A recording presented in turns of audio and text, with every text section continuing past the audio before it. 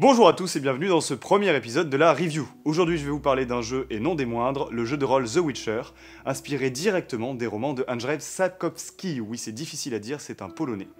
Alors, le jeu de rôle est créé par Pondsmith et Pondsmith et édité en français par Arkane Asylum Publishing. Il est directement inspiré de la trame vidéoludique de CD Projekt Red, donc la boîte qui a fait les jeux vidéo The Witcher, et vous allez le voir, il y a une énorme inspiration du point de vue de la timeline, du point de vue des visuels qui sont récupérés, et également du point de vue du gameplay, ce qui est assez particulier. Les thématiques abordées par le jeu de rôle The Witcher sont assez sombres. En effet, c'est un univers de dark fantasy, si vous ne connaissez pas, dans lequel la magie va être extrêmement redoutable, un univers pessimiste, violent.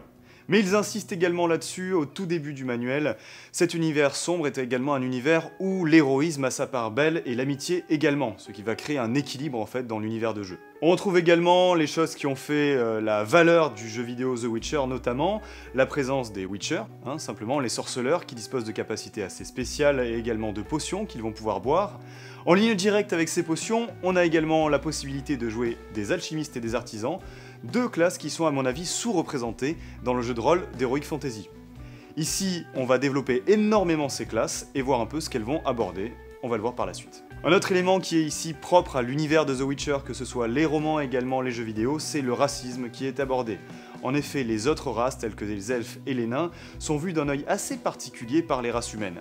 Et au tout début, lors de la création des personnages, vous aurez un tableau qui vous donnera une indication de comment est vue votre race et votre ethnie en fonction des lieux dans lesquels vous allez aller, ce qui est assez coriace et assez cocasse. Et pour entrer encore plus dans l'histoire, pour approfondir directement et entrer en ligne directe avec le jeu vidéo, les premières pages du jeu de rôle The Witcher vont vous confronter aux fiches de personnages des grands personnages de l'histoire, à savoir Geralt, Yennefer, etc.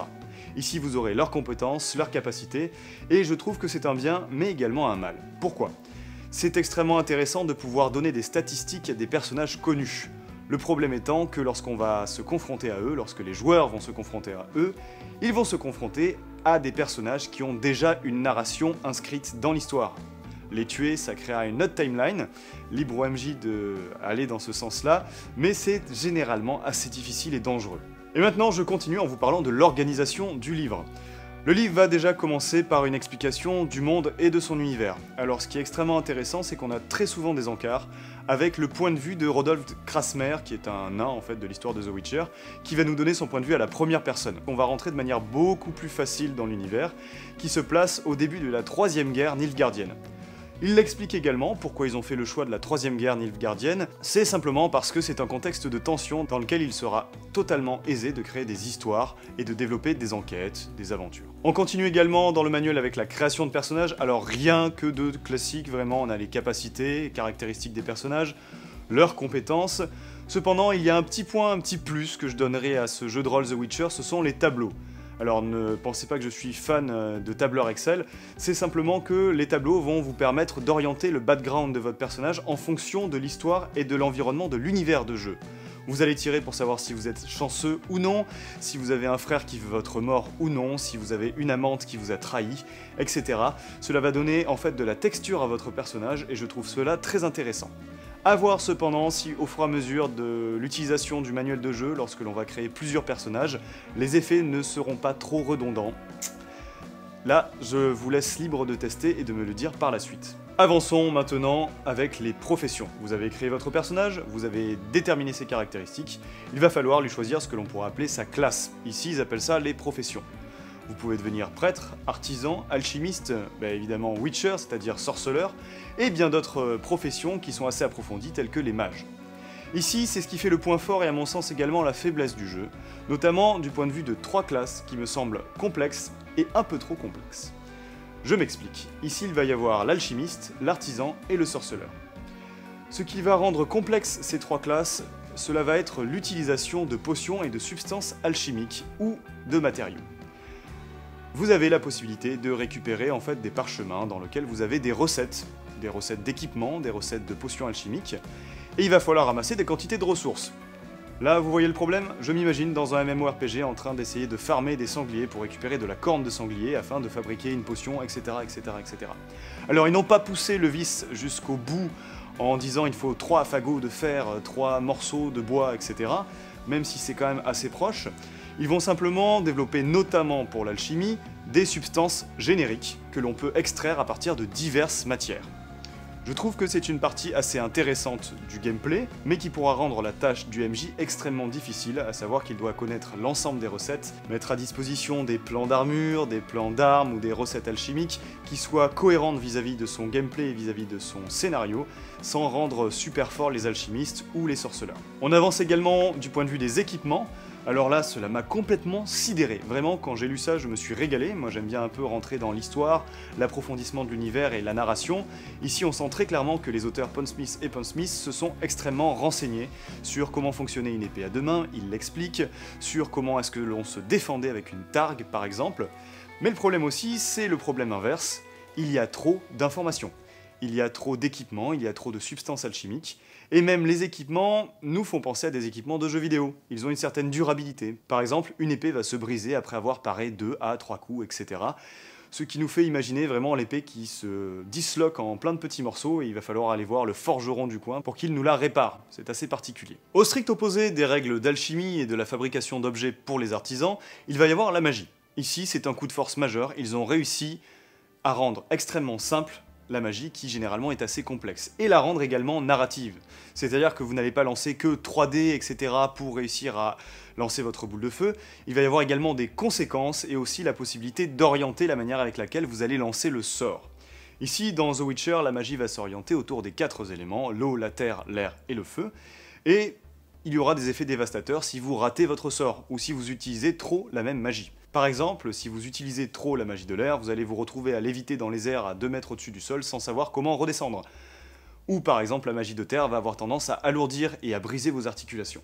C'est une magie qui se veut extrêmement puissante, vous allez le voir, si vous feuilletez le manuel, progressivement les différents sorts qu'un magicien pourra apprendre vont aller d'une petite flamèche à une tornade de feu, donc c'est extrêmement violent, mais vu que les personnages jouent avec une sorte de chaos primordial, les conséquences en cas d'échec seront extrêmement dangereuses. Je m'intéresse maintenant au cœur du système de jeu, à savoir les tests de compétences. Lorsque vous allez devoir faire un test de compétences, soit par opposition, soit en opposition à une certaine valeur, un certain degré de difficulté, vous allez simplement devoir lancer un dé à 10 faces, ajouter votre compétence et la caractéristique en question, pour savoir si vous dépassez ou non le seuil de difficulté, ou le test opposé, par exemple lors d'un combat, le test de la personne qui va se défendre.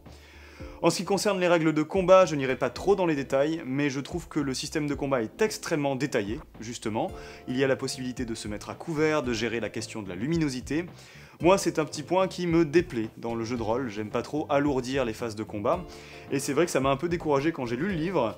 J'ai lu tout le système de combat, puis à la fin, je vois « Si vous voulez détailler le système de combat et approfondir ». Alors que je pensais déjà que c'était extrêmement approfondi. Donc vraiment, si vous aimez la simulation, si vous aimez le wargame, le positionnement des figurines sur un plateau, vous serez également servi par le jeu de rôle The Witcher.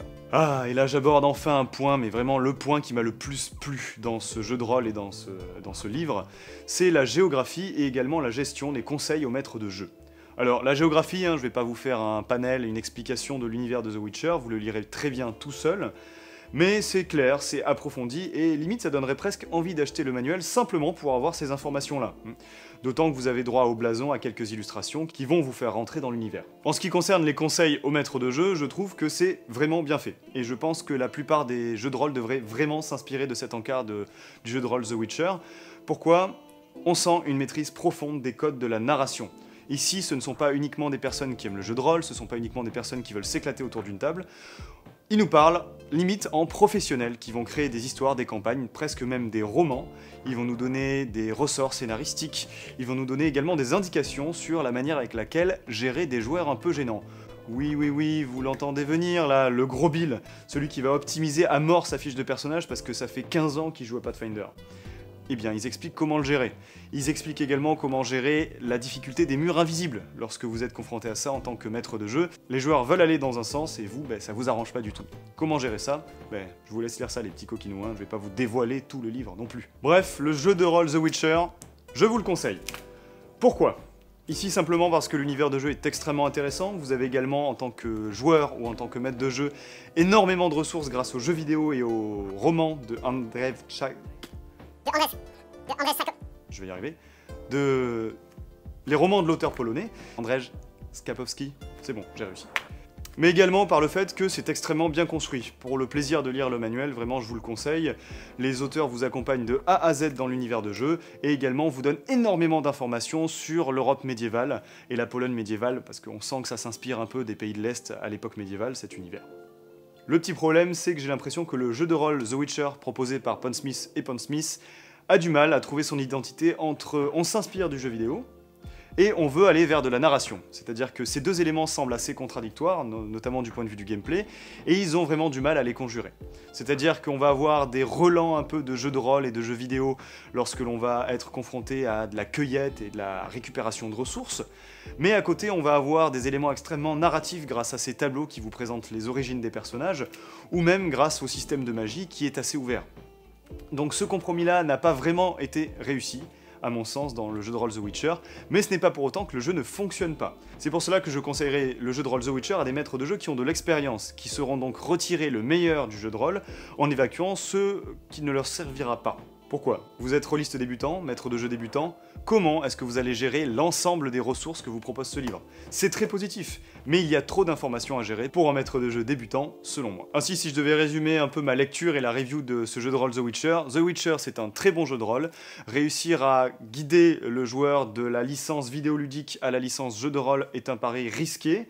Ils ont réussi à mon sens ce pari, malgré le fait que, du point de vue du gameplay, ce ne soit pas totalement fluide. Ainsi, je vous le conseille, c'est bien, je me suis régalé à le lire, par contre je sais pas si j'y jouerai, ne serait-ce que parce que j'ai pas le temps, j'ai trop de jeux de rôle à jouer là, c'est pas possible. Allez, merci de m'avoir regardé, n'hésitez pas à mettre des commentaires en dessous de la vidéo, un petit like, vous abonner à la page Indécent et mettre la petite cloche si vous avez envie de nous suivre, et à bientôt.